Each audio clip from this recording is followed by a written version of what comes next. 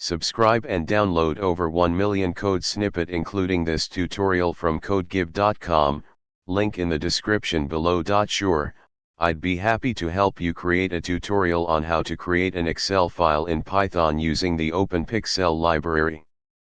This library allows you to work with Excel files, both .xlsx and .xlsm formats, and is widely used for tasks like reading, writing, and modifying Excel files.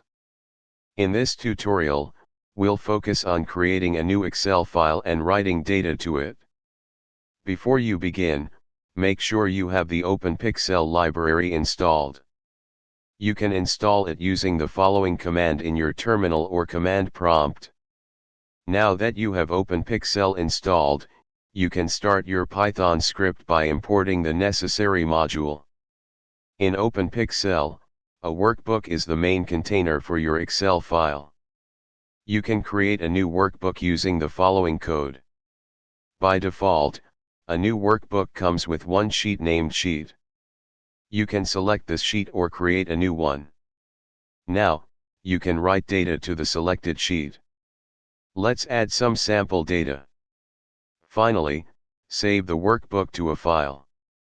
Here's the complete example. Now, if you run this script, it will create a new Excel file named example.xlsx with the specified data. This is a basic example, and you can explore more features and functionalities provided by the openpyxl library for working with Excel files in Python. ChatGPT.